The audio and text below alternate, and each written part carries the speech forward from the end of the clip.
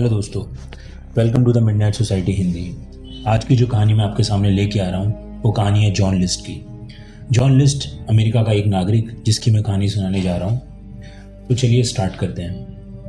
दोस्तों, साल था 1971। अमेरिका के न्यू जर्सी राज्य में वेस्टफील्ड नाम का एक शांत और संपन्न इलाका है जहाँ पे बड़े बड़े घर हैं, अमीर लोग रहते हैं, साफ सड़कें, सुरक्षित माहौल है, अपराध भी बहुत कम होता है वहाँ पे। इसी इलाके में एक विशाल विक्टोरियन नाम से एक मकान है। विक्टोरियन जो उस टाइम की मकान बनने की शैली था उसका नाम था विक्टोरियन मकान था, जिसका नाम था ब्रीज नोल। इस 3 मंजिला मकान का कुल 19 कमरे थे। इस मकान में अंदर एक बड़ा बॉलरूम, रंगीन कांच की खूबसूरत छत थी। इस घर में 46 वर्ष का जो मेन आदमी था वो रहता था, जिसका नाम था जॉन लिस्ट, जिसकी मैं एक कहानी सुनाने जा रहा हूँ। 9 ईयर्स का था उस टाइम पे वो। और परिवार में उसकी पत्नी हेलन और उसकी माँ रहती थी जिसकी उम्र 84 थी। अल्मा उसकी माँ का नाम था और उसके 3 बच्चे रहते थे। 16 साल की पैट्रिशिया, 15 साल का जॉन जूनियर और 13 साल का फेडरिक। बाहर से देखने में एक आइडियल अमेरिकन फैमिली लगती थी। जॉन एक अकाउंटेंट था और बहुत डिसिप्लिन, शांत, धार्मिक व्यक्ति माना जाता था अपने मोहल्ले में। चर्च से उसका गहरा संबंध था और वह बच्चों को धार्मिक शिक्षा भी देता था। लेकिन उन आदर्श दिखाई देने वाले जीवन के पीछे सब कुछ बिखर रहा था। जॉन की नौकरी जा चुकी थी, मगर उसने ये बात अपने परिवार से छिपा रखी थी। हर सुबह वह पहले की तरह सूट पहनता, अपना ब्रीफकेस उठाता और घर से ऐसे निकलता जैसे दफ्तर जा रहा हो। पूरे दिन वह नौकरी खोजता या रेलवे स्टेशन पर बैठकर अखबार पढ़ने में गुजार देता। शाम को तय समय पर घर लौट जाता। उसके परिवार को लगता रहा कि वह अब भी नौकरी कर रहा है, लेकिन घर का खर्चा लगातार बढ़ रहा था। बैंक का पैसा कम हो रहा था और जॉन अपनी माँ की बचत से खर्चा चला रहा था। सबसे हैरान करने वाली बात यह थी कि मकान में लगी रंगीन कांच की छत कथित रूप से बहुत मूल्यवान हो सकती थी। अगर जॉन उसे या मकान को बेच देता तो शायद परिवार की आर्थिक समस्या काफ़ी हद तक दूर हो सकती थी। लेकिन उसने सहायता मांगने या अपने सच्चाई स्वीकार करने के स्थान पर एक भयानक रास्ता चुना। वो रास्ता क्या था वो हम डिस्कस करेंगे। तो 9 नवंबर 1971 की सुबह थी। जॉन के 3 बच्चे स्कूल चले गए थे। घर के अंदर केवल जॉन, उसकी पत्नी हेलन और बुजुर्ग माँ मौजूद थी। उस दिन जॉन ने पहले अपनी पत्नी और फिर माँ की हत्या कर दी। उसके बाद वह घर में रुककर बच्चों के लौटने की वेट करने लग गया। दोपहर को पैट्रिशिया और फेडरिक स्कूल से जब वापस आए, जिस व्यक्ति को देखकर उन्हें सुरक्षित महसूस होना चाहिए था, वही व्यक्ति उनकी प्रतीक्षा कर रहा था कि वो आए और वो उनको मार दें। और जॉन ने दोनों बच्चों को भी मार दिया जैसे ही वो स्कूल से वापस आए। लेकिन परिवार का सबसे बड़ा बेटा जॉन जूनियर उस समय स्कूल में फुटबॉल खेल रहा था। जॉन लिस्ट घर से निकला और अपने बेटे का खेल देखने स्कूल पहुंचा। अब आप समझ सकते हैं कितना ज़्यादा हॉरर ये इंसिडेंट है। घर के अंदर परिवार के 4 सदस्य के शव पड़े हुए हैं, 2 बच्चों के शव पड़े हुए हैं, उसकी माँ और पत्नी का शव पड़ा हुआ है। जॉन दर्शकों के बीच में अपने बेटे का खेल देख रहा है। उसके चेहरे पर या व्यवहार में किसी को अंदाज़ा भी नहीं हो सकता कि वो 4 मर्डर करके आया है। खेल ख़त्म होने वाला था। वो अपने बेटे को कार में बैठाकर घर ले आया। उस रात जॉन जूनियर भी जीवित नहीं बचा, वो भी मर गया। उसने उसको भी मार डाला। जॉन ने अपनी पत्नी और बच्चों के शव मकान के बॉलरूम में रख दिए। उसकी माँ का शव उसके ऊपर उसके रहने वाले हिस्से में था। फिर उसने घटनास्थल को व्यवस्थित करना शुरू कर दिया। जो भी घर था उसको सबसे सही करना शुरू किया। उसने एयर कंडीशनर का तापमान कम कर दिया ताकि जो डेड बॉडीज वो धीरे धीरे खराब हो, जल्दी खराब ना हो। उसने रेडियो में एक धार्मिक स्टेशन लगा दिया जिसमें चर्च वगैरह की प्रेयर्स वगैरह आया करती थी और उसको चालू छोड़ दिया। उसके बाद उसने अपनी तस्वीरें जो थी वो डिस्ट्रॉय कर दी। जितनी भी फैमिली फ़ोटोज़ में वो दिख रहा था उन सबको डिस्ट्रॉय कर दिया। अपना चेहरा काट दिया जिससे पुलिस को अच्छी और नई तस्वीर प्राप्त करना जो है वो कठिन हो जाए, उसको पता ना चले कि जॉन लिस्ट का चेहरा दिखता कैसा है। इसीलिए उसने जितनी फ़ोटोज़ थी उसमें से अपने आप के चेहरे को काट फाड़ दिया या गायब कर दिया। लेकिन जॉन का सबसे सोचा समझा कदम अभी बाकी था। उसने बच्चों के स्कूलों और उनकी पार्ट टाइम जॉब्स पर संदेश भेजे। उसने बताया कि परिवार कुछ सप्ताह के लिए बाहर जा रहा है। उसने दूध, अखबार और डाक की डिलीवरी भी रुकवा दी। उन्हें जो भी डिलीवरी वाले थे, मिल्क वाले या अखबार वाले, सबकी डिलीवरी भी रुकवा दी। बच्चों के स्कूलों में बता दिया कि हम छुट्टी पे जा रहे हैं, ये सब चीज़ें बता दी। उसने केवल अपराध की योजना नहीं बनाई, उसने यह भी सोच रखा था कि शव कितने दिनों बाद मिलने चाहिए। अपने पादरी का नाम लिखे एक लंबे पत्र में जॉन ने अपराध स्वीकार किया।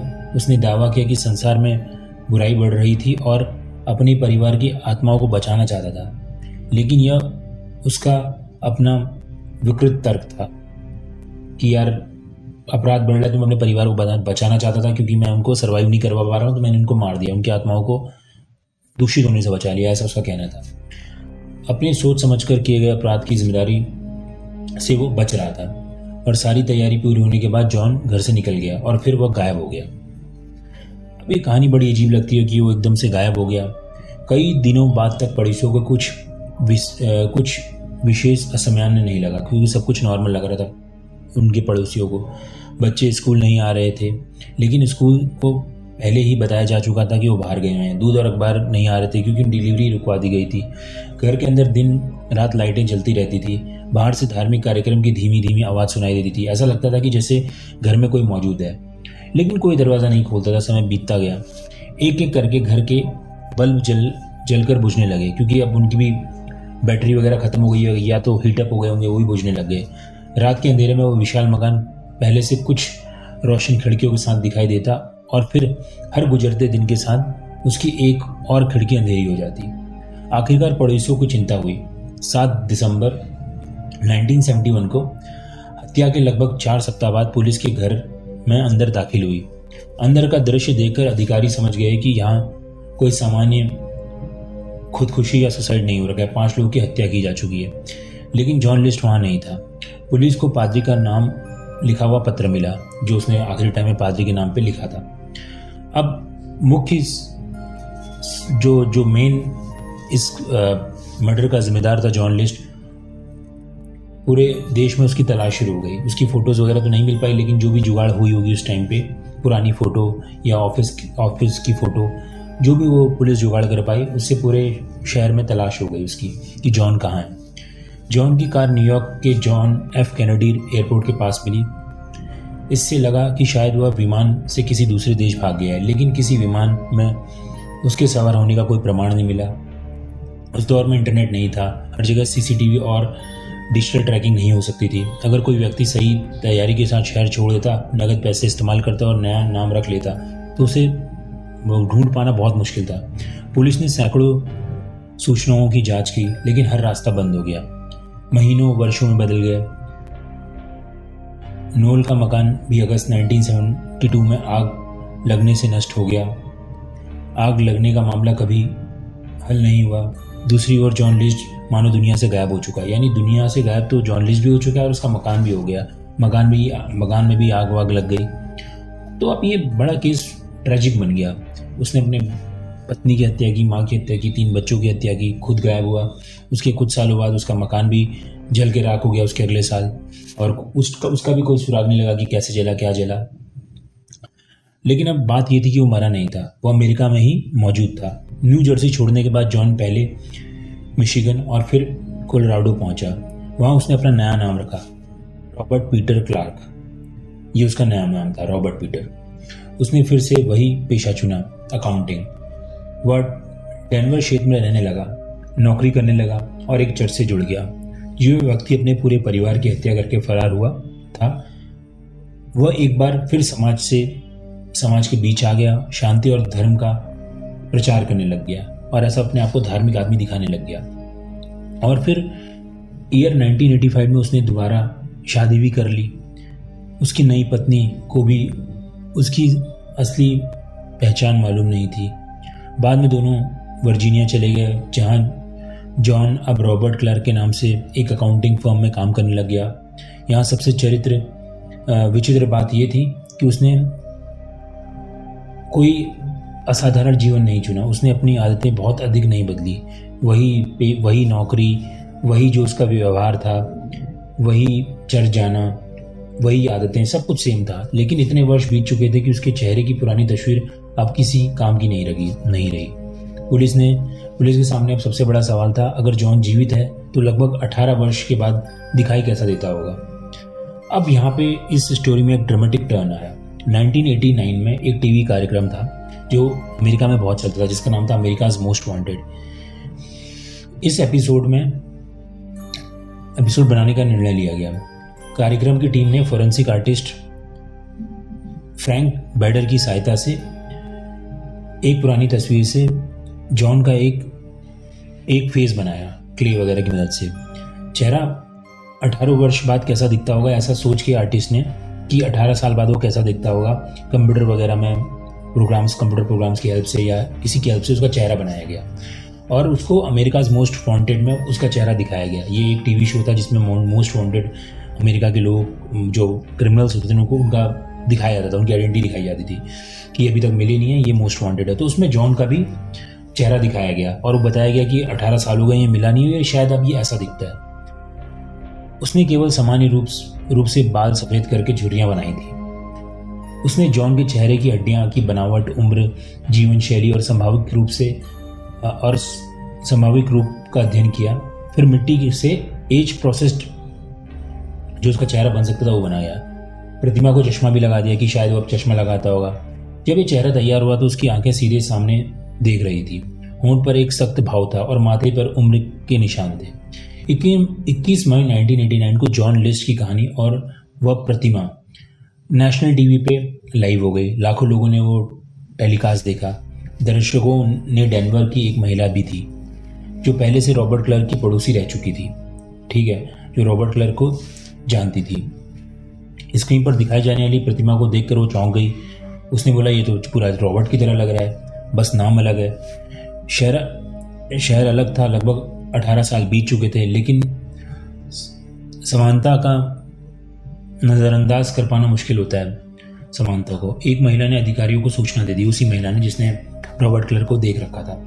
उसने पुलिस को इन्फॉर्म कर दिया। जांचकर्ताओं ने रॉबर्ट क्लार्क के अतीत की जांच शुरू की।